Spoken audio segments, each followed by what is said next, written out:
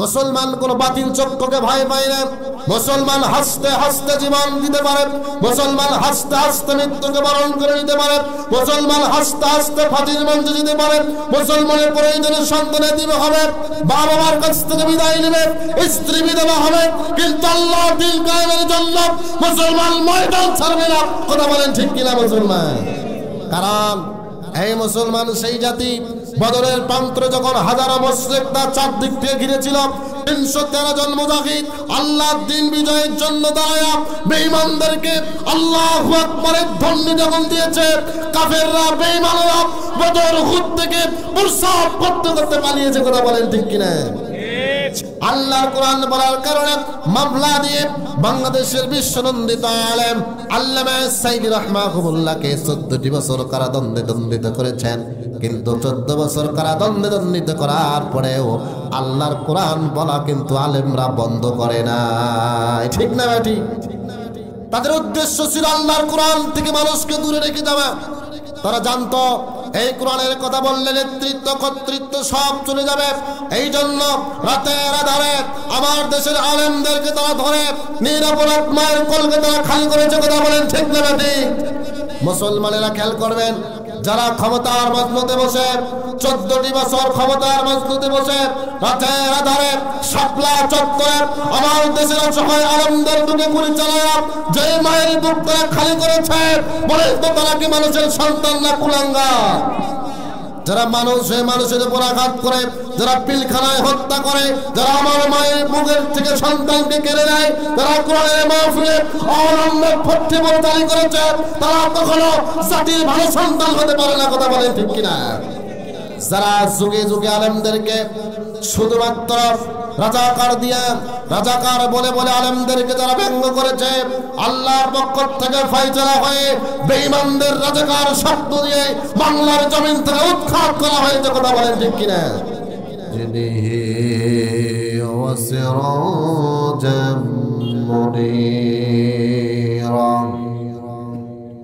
فقد قال الله تعالى في كلامه المجيد وبرهانه التوحيد।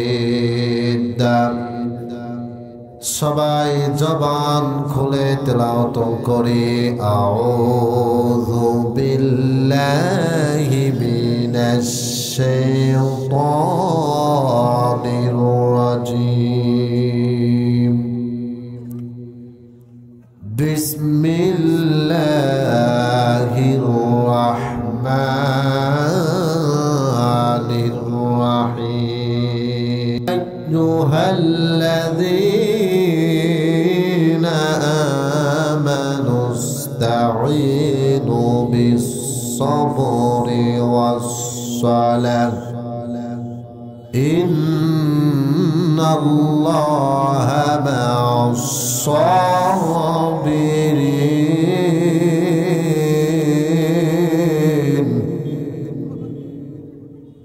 ولا تقولوا لمن يقتل في سبيل الله أموات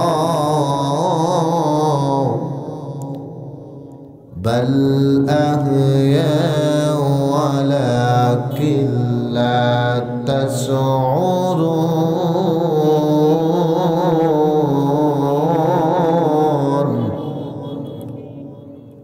ولا نبلونكم بشيء من الخوف والجوع ونقص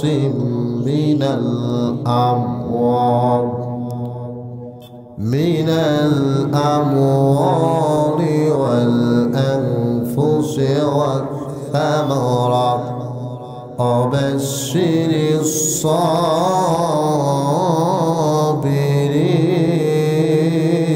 الصابرين إن الله وملائكته يصلون على النبي يا أيها الذين آمنوا সাল্লু আলাইহি ওয়া সাল্লিমু তাসলিমা। আকাশ বাতাস মুখরিত করে উচ্চ আওয়াজে উচ্চ স্বরে সবাই মুহাব্বতে বলেন আল্লাহুম্মা সাল্লি আলা মাওলানা মুহাম্মাদ ওয়া আলা আলিহি সাইয়্যিদিনা শফিআনা। মুসলিম মোরা ঘুমিয়েছে আজ, মুসলিম মোরা ঘুমিয়েছে আজ, মোদের বিবেকে ঝুলছে তালা।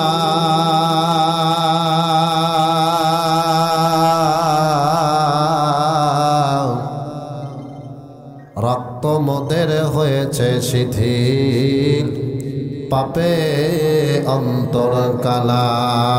আসছে পথে আধার নেমে, আসছে পথে আধার নেমে, তাই বলে কি রইবি থেমে। কোথারে দেখবি জয় তরুণ মুজাহিদ, এখনো কি গাইতে হবে ঘুম ভাঙানো গীত।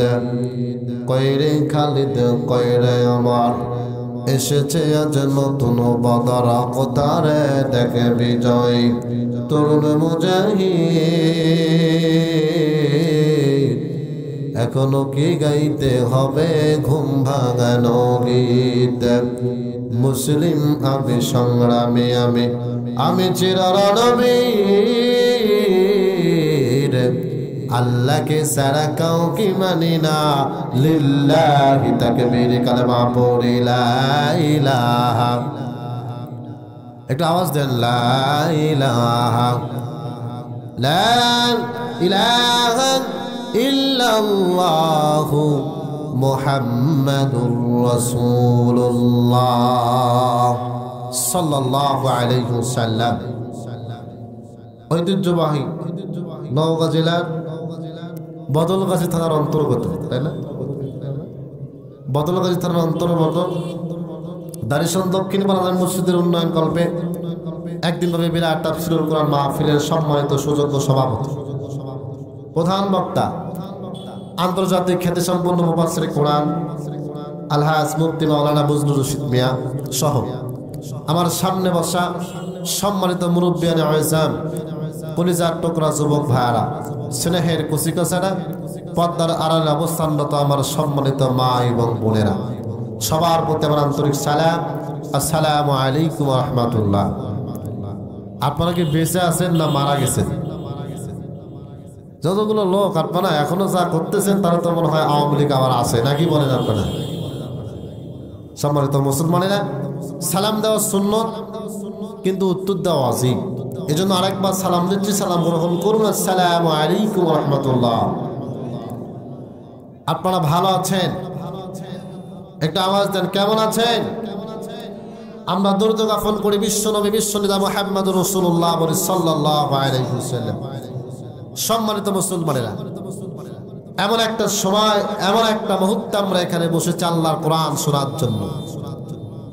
আল্লাহর কোরআন শোনার জন্য অনেকে এসেছি, অনেকে আসতে পারি নাই। আল্লাহ তাআলা সবাইকে আসার তৌফিক দান করুন, বলেন আমিন। যারা এদিক ওদিক ঘুরতেছেন ফিরতেছেন, আপনারা বলেন তো তাফসীর মাহফিলে বসতে লাভ না লস? সবাই কথা বলেন, লাভ না লস? কতটুকু লাভ হবে? আমার রব্বুল কারীম বান্দাদেরকে জানায় দিলেন, দুনিয়ার বান্দারা, দুনিয়ার ইমানদারেরা, তোমরা শুনে রাখো, তোমরা যদি আল্লাহর কোরআন শোনো, আর আল্লাহর কোরআন যদি তোমরা শোনো মনোযোগ সহকারে, আমি আল্লাহ তোমাদের জন্য পুরস্কার রেখে দিয়েছি। আমরা মালিককে বললাম, মালিক রব্বুল আলামিন আপনি বান্দার জন্য কি পুরস্কার দিয়েছেন? আল্লাহ রব্বুল আলামিন বলছেন, ওয়া ইযা কুরিয়াল কুরআনু ফাসতামিউ লাহু ওয়া আনসিতু লাআল্লাকুম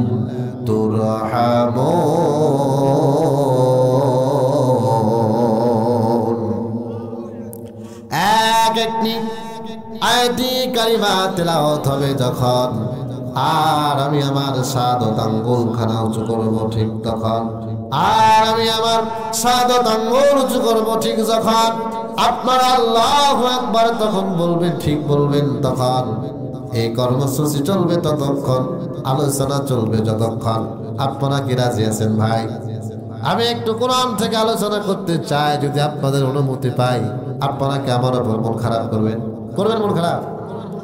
মুসলমানেরা খেয়াল করেন, আল্লাহ তাআলা বলছেন ওয়াইদা কুরিয়াল কুরআনু ফাসতামিউ লাহু ওয়া আনসিতু লাআল্লাকুম তুরহামুন।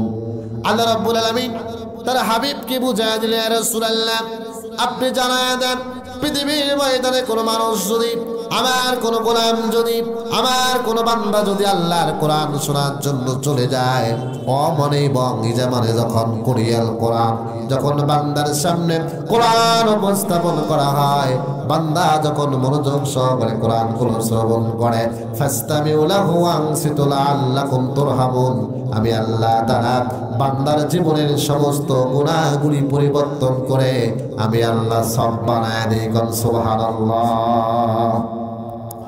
মুসলমানেরা আমার, একটু গভীর মনোযোগ দেন, তাহলে কোরআন শুনলে আল্লাহ জীবনের গুনাহ খাতা মাফ করে দিবেন। যদি মনোযোগ সহকারে একটু শুনতে পারি, একটু খেয়াল করেন, আমরা যারা এখানে বসেছি, আমরা যে যে স্থান থেকে এসেছি আল্লাহর কোরআন শোনার জন্য, হ্যাঁ মুসলমান, দিলের কানটা লাগায়া কথাগুলো শ্রবণ করেন। এমন একটা সময় ছিল এই রকম করে কোরআনের কথা বলার মতো সময় ছিল না। এমন একটা সময় ছিল এই রকম করে কোরআনের দাওয়াত দেওয়ার মতো কোনো ব্যবস্থা ছিল না। আল্লাহ রাসূল সাল্লাল্লাহু আলাইহি সাল্লাম কালেমার দাওয়াত দিয়েছেন, কখনো গোপনে কখনো প্রকাশ্যে, আর গোপনে গোপনে ইসলাম কবুল করেছিল জায়গা যুগে যুগে যুগে যুগে বেঈমান কাফের মুশরিকদের কাছে নির্যাতিত হয়েছিল তারা। কথা বলেন ঠিক না বেঠিক? কেননা আপনি মুসলমান, আপনার বাবা মুসলমান, দাদা মুসলমান, তাই আপনি হয়েছেন মুসলমান, কিন্তু এই মুসলমানদের অবস্থা এমন ছিল না।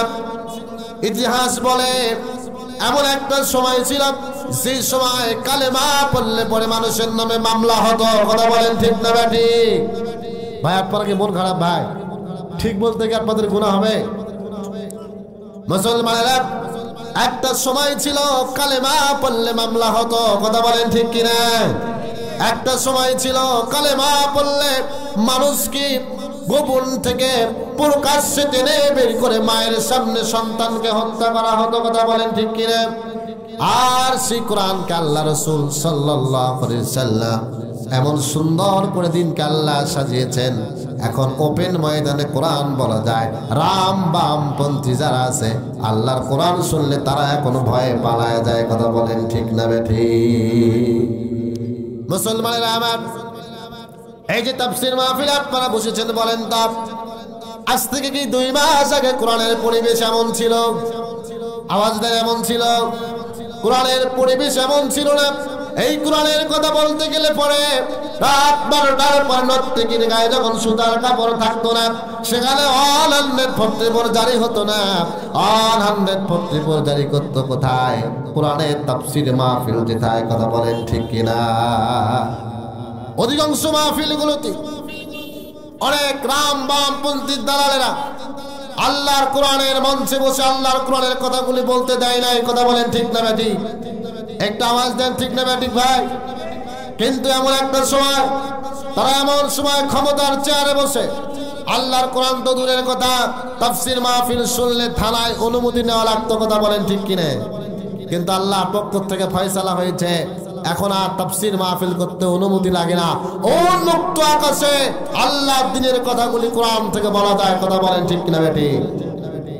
আমার মুসলমানেরা, যুগে যুগে যে মানুষগুলা যুগে যুগে যারা আল্লাহর কোরআনকে বাধা দিয়েছেন, আল্লাহর কোরআনের বিরুদ্ধে যারা স্লোগান তুলেছেন, আল্লাহ ডাক দিয়ে বলে তোমরা স্লোগান তুলে করবা কি? আমি আল্লাহ তাআলা কোরআনকে হেফাজতের দায়িত্ব আমি আল্লাহ নিজেই নিয়েছি। অতএব তোমরা বন্ধ করলে হবে কি, আমি আল্লাহ তাআলা একজনকে বন্ধ করবা, আমি আল্লাহ হাজার জনকে কথা বলার সুযোগ করে দেব। কথা বলেন ঠিক না ঠিক? আমার মুসলমানেরা, ইসলামকে আমরা যেইভাবে পেয়েছি একটু খেয়াল করেন। সাহাবায়ে কেরামরা আল্লাহ রাসূল সহ যত নির্যাতন হয়েছেন, একটা দৃষ্টান্ত শুধু আপনাদের সামনে আমি দিয়ে যাই।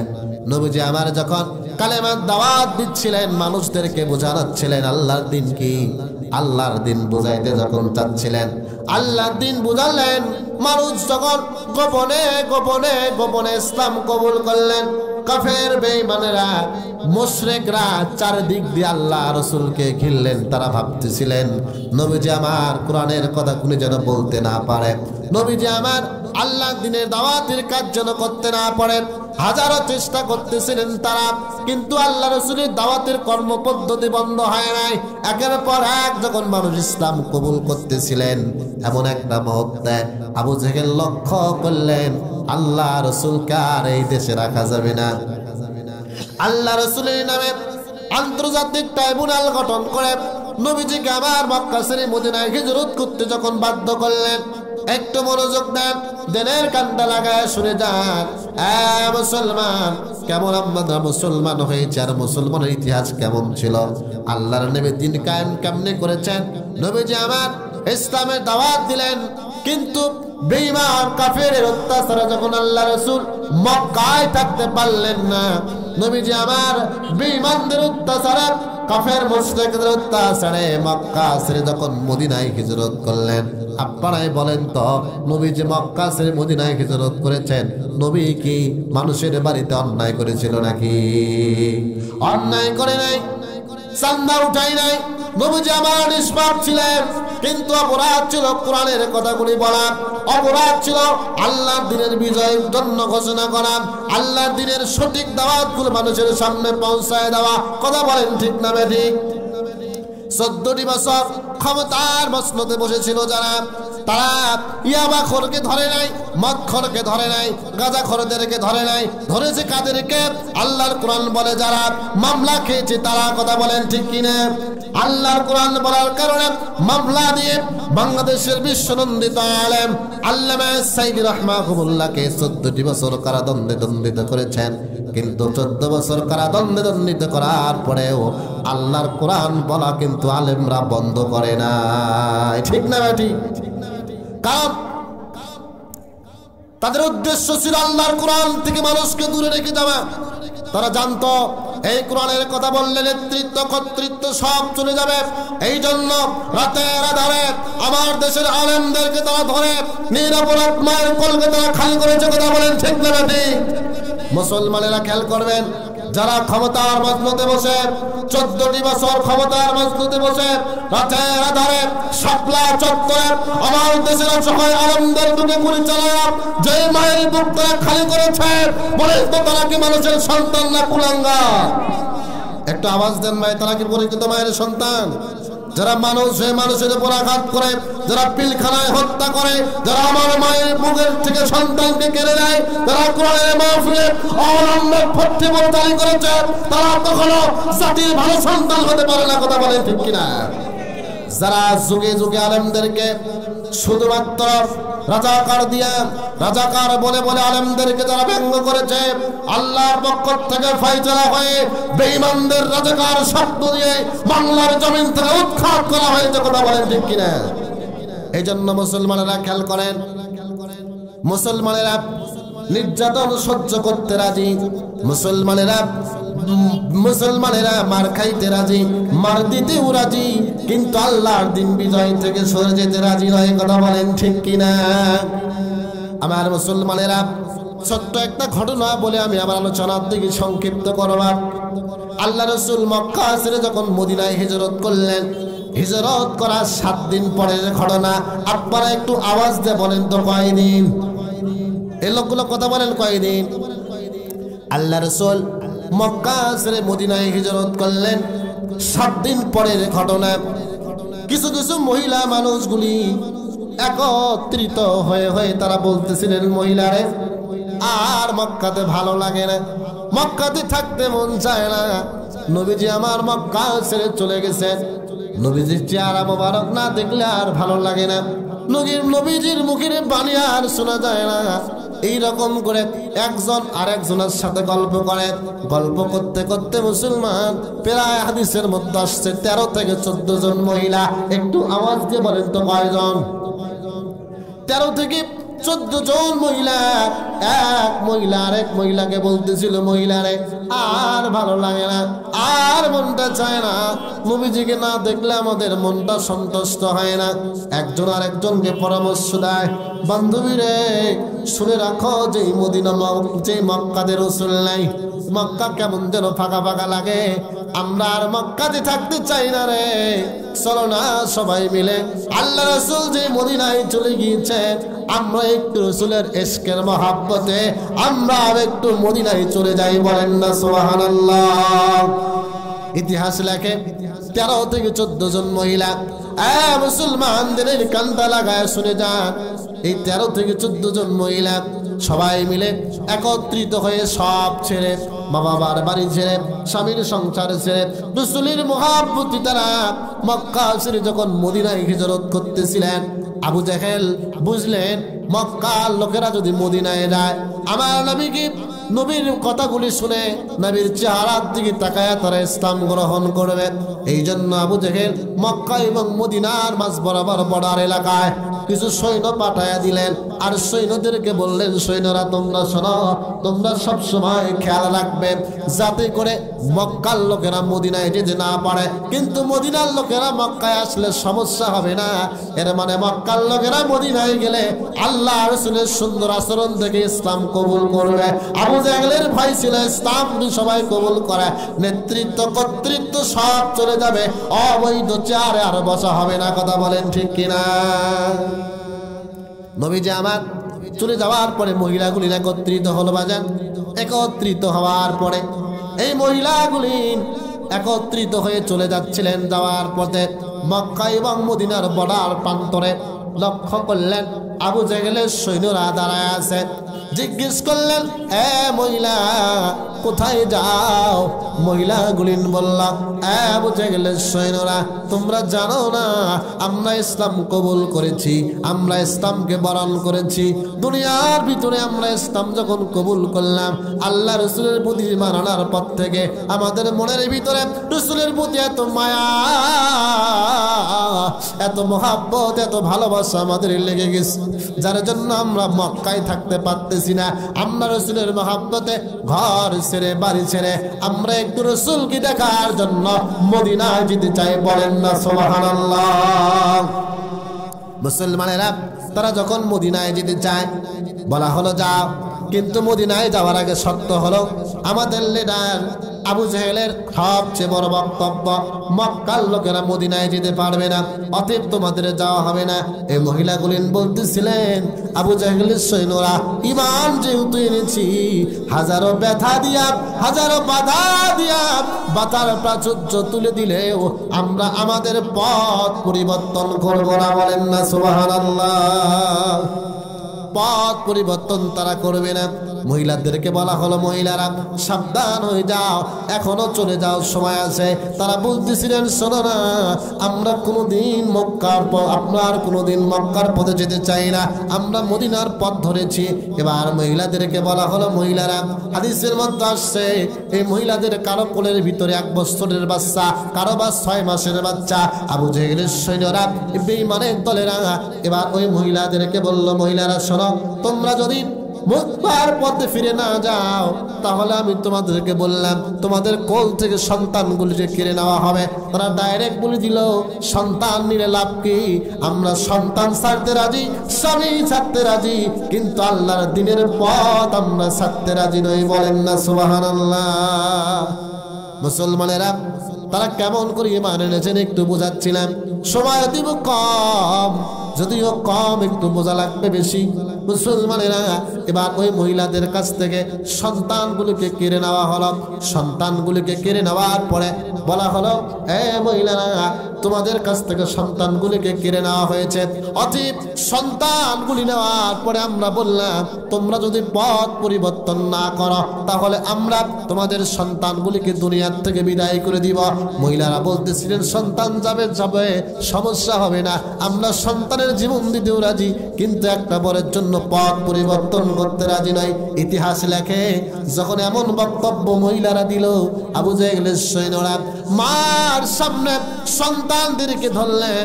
ধরার পরে জীবন্ত সন্তানগুলিকে মায়ের সামনে কোরবানি করলেন। মায়ের সামনে সন্তানগুলিকে হত্যা করার পরে এবার বলা হলো, মহিলারা তারপরেও ফিরে দাও। এই মহিলাগুলি এই সন্তানগুলিকে হাতের মধ্যে নিয়ে আল্লাহর কাছে সাক্ষী রেখে বলতেছিলেন, মালিক,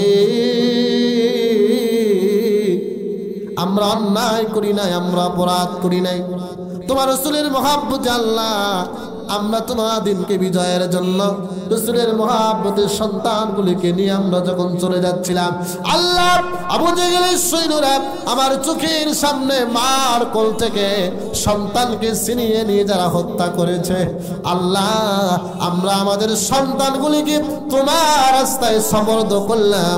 আল্লাহ আমরা সন্তান দিতে রাজি, কিন্তু পথ পরিবর্তন করতে রাজি নয়। কথা বলেন ঠিক কিনা? সন্তানগুলিকে তারা পৃথিবীর থেকে বিদায় করলো। মহিলারা বলছেন, আল্লাহ যে সন্তানগুলি পৃথিবীর থেকে বিদায় হয়ে গেল, কাল কিয়ামতের ময়দানে কঠিন মুসিবতের সময় এই সন্তানগুলিকে আমাদের নাজাতের জন্য জারিয়া বানায়া শহীদের মা হিসাবে আপনি আমাদেরকে কিয়ামতের ময়দানে মর্যাদা দিন। বলেন সুবহানাল্লাহ। মুসলমানেরা একটা বিষয় বুঝাচ্ছিলাম, আমি আমার আলোচনা এখনো চাইতে পারি নাই, শুধুমাত্র একটা বিষয় বুঝাই, যারা ইসলাম মানে, যারা ঈমান আনে, যারা ইসলাম মানে, তারা দুনিয়ার বাতিল সত্যকে ভয় পায় না। আপনারা কি ভয় পান ভাই? ভয় পান? মুসলমান কোন বাতিল চক্রকে ভয় পায় না।